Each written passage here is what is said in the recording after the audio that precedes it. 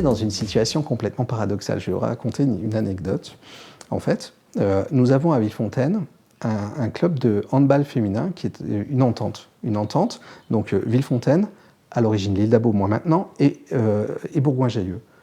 Eh bien, il n'y a jamais aucune information sur ce club qui pourtant gagne, puisqu'elles étaient en National 3 cette année, elles ont absolument gagné tous leurs matchs. Elles passent l'année prochaine en National 2 et à aucun moment dans cette ville, il y a un retentissement.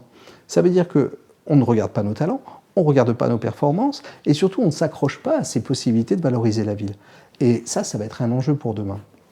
Alors, c'est vrai que quand on pense Villefontaine demain, quand on se dit, voilà, on voudrait projeter quelque chose, moi j'aurais envie de leur proposer une salle aux normes, puisqu'en plus les gymnases de la ville ne peuvent pas forcément accueillir de façon confortable cette équipe qui est valeureuse et performante. Donc on dit, bon ben voilà, peut-être un palais des sports pour faire grandir la ville, pousser ce club encore et encore, mais non, on ne peut pas faire ça. Parce qu'on a à régler tous nos problèmes. On a à réaliser ce qu'on pourrait appeler le préalable, c'est-à-dire la rénovation des écoles. Elles sont dans un état lamentable.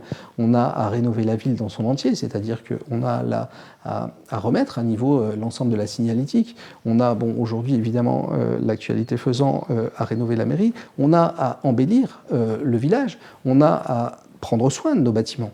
On a tout un tas d'actions qui n'ont pas été réalisées à reprendre, pour permettre à cette ville en fait, de retrouver déjà un niveau acceptable et ensuite nous projetterons, ensuite nous irons sur des ambitions différentes.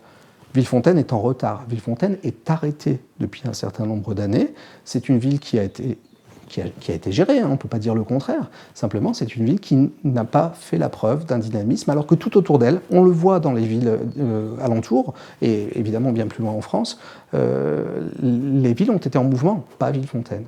Donc on a cette action à mener maintenant, à réinscrire Villefontaine dans l'air du temps finalement, et puis dans une actualité qui est un peu plus vivante et un petit peu plus comparable aux villes voisines, aux villes de l'agglomération ou aux villes de la région et au niveau du pays, quoi, tout simplement. On est en retard, c'est clair.